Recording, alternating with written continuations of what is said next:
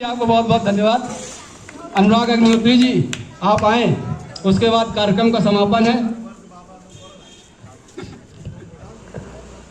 यहाँ पर आए हुए सभी मुझसे बड़े और मुझसे छोटे और मेरे समक्ष सभी लोगों को गणतंत्र दिवस की हार्दिक बधाई और शुभकामनाएं।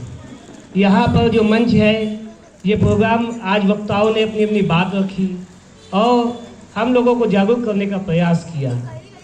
इस प्रोग्राम के बाद वक्ता जब अपनी बात समाप्त कर लेंगे तो छोटे छोटे बच्चों का प्रोग्राम होगा।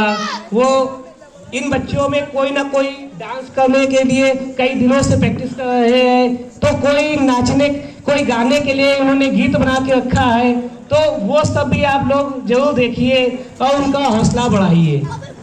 आज गणतंत्र दिवस है तो हम सभी लोगों को ये मालूम होना चाहिए और मालूम भी है, हम लोगों को बताया गया है अभी तक हमारे वक्ताओं ने, और उसके विषय में हम लोगों को परिचित कराया है कि जो संविधान है वो हमारी मौलिक विधि है।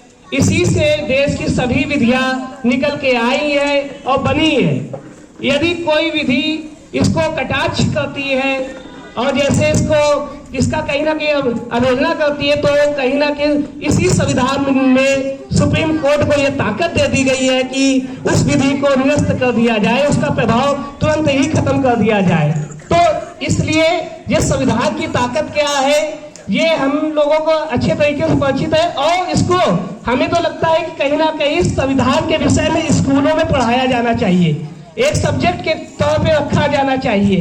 क्योंकि ये जब भी कोई बात आती है कि कोई व्यक्ति अपराध कारित करता है या कोई भी काम करता है, तो न्यायालय को ये मालूम होता है कि उसको विधि का ज्ञान है, उसको विधि का ज्ञान है। अगर उसने ये कोई गलत ये कह दे कि मुझे ये बात की जानकारी नहीं थी, इस कानून की जानकारी नहीं थी, तो न्यायालय उसके विषय में नहीं सुनती है, न्यायालय जैसी कोई भी संस्था उसके विषय में नहीं सुनती।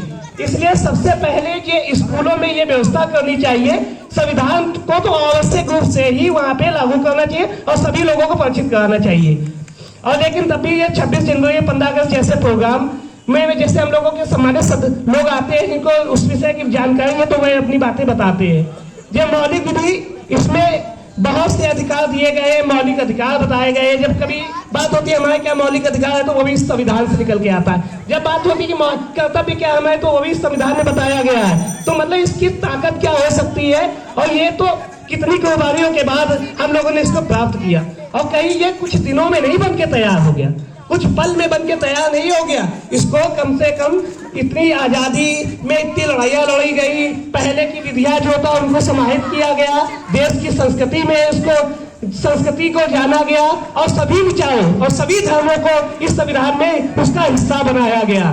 संविधान को बनाने में 2 साल 11 महीने 18 दिन का समय लगा। इससे पहले आजादी में पाकिस्तान की भी इसमें जिक्र किया गया था, उनके भी अधिकार बताए गए थे।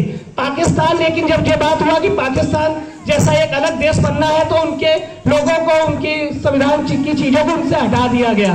दोस्तों, संविधान की ताकत अगर व्यक्ति पहचान जाए, जब आम आदमी कहता है कि मुझे कोई नहीं, गरीब आदमियों का क्या हो सकता है, गरीब आदमियों का कोई नहीं, लेकिन अगर उसको बता दिया जाए संविधान में उसको क्या ताकत दी गई है, तो वो अपनी लड़ाई बिना उससे लड़ सकता है।